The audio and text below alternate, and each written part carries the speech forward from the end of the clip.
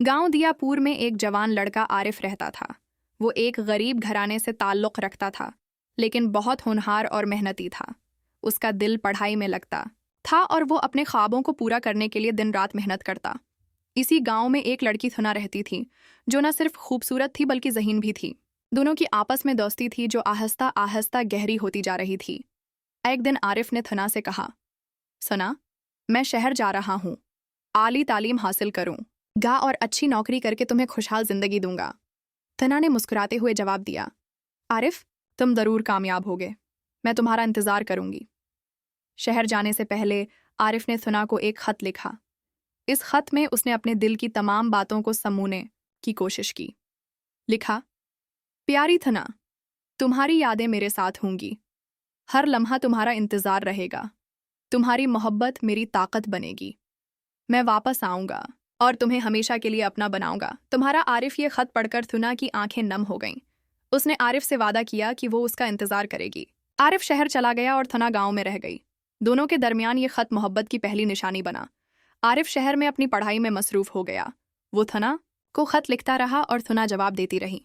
दोनों के खतूत उनके दिलों की धड़कन बन गए। आरिफ ने अपनी मेहनत जारी रखी और एक अच्छे कॉलेज में दाखिला ले लिया, लेकिन कुछ उर्से बाद खतूत आना कम हो गए। आरिफ मसरूफियात में घर गया और थुना को खत लिखना भूल गया। थुना इंतज़ार करती रही। उसके घर वालों ने उसे दूसरे रिश्ते देने शुरू किए, लेकिन थुना ने हर एक को इनकार कर दिया। वो कहती, मैंने आरिफ से वादा किया है, मैं उसका इंतज़ार करूंगी।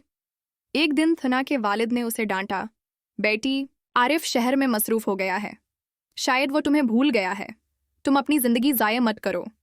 थुना ने जवाब दिया, आबा, आरिफ वफादार है, वो ज़रूर वापस आएगा। थुना ने आरिफ को एक खत लिखा जिसमें लिखा, प्यारे आरिफ, तुम्हारी यादों के सहारे में जिंदा हूँ, तुम्हारा इंतज़ार है, तुम्हारा वादा है। बरसों गुजर गए, लेकिन मेरा ईमान है कि तुम लौटोगे। तुम्हारी। थुना ये खत पढ़कर आरिफ को अपनी गलती का एहसास हुआ। इसने फ़ौरन जवाब लिखा, प्यारी थुना, माफ़ कर देना, मैं मसरूफियात में तुम्हें खत लिखना भूल गया। तुम्हारी मोहब्बत मेरे दिल में है, मैं जल्द ही वापस आ रहा हूँ। तुम्हारा आरिफ। आरिफ ने अपनी पढ़ाई मुकम्मल की और एक अच्छी नौकरी हासिल की। वो गांव वापस लौटने की तैयारी करने लग। आरिफ गांव वापस आया। उसने देखा कि थुना अब भी उसका इंतज़ार कर रही है। दोनों की मुलाकात हुई तो दोनों की आंखों में खुशी के आंसू थे। आरिफ ने थुना से कहा, सुना, तुमने मेरा इतना लंबा इंतज़ार किया, तुमने मुझ पर एतमाद किया, अब मैं तुम्हें वो सब कुछ दूंगा जिसका तुमने ख्वाब देखा था। थुना ने मुस्कुराते हुए कहा, आरिफ, तुम्हारा खत मेरी ताकत था, तुम्हारे अल्फाज ने मुझे हिम्मत दी। आरिफ ने थुना के घर वालों से मुलाकात की और उन्हें अपनी कामयाबी के बारे में बताया। उन्होंने खुशी से दोनों की शादी की इजाज़त दे दी।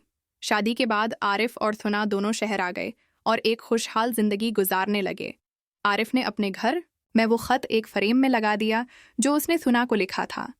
वो कहता, ये खत हमारी मोहब्बत और वफा की निशानी है। उसने हमें सिखाया कि मोहब्बत में सब्र और एतमाद कितना ज़रूरी है। आज भी वो खत उनके घर की जीनत बना हुआ है और उनकी मोहब्बत की कहानी सुनाता है। इखलाकी सबक, मोहब्बत में अल्फाज की ताकत बहुत ज़्यादा होती है। एक खत, एक वादा, एक पैगाम किसी के दिल में उम्मीद की किरण जागजार सकता है।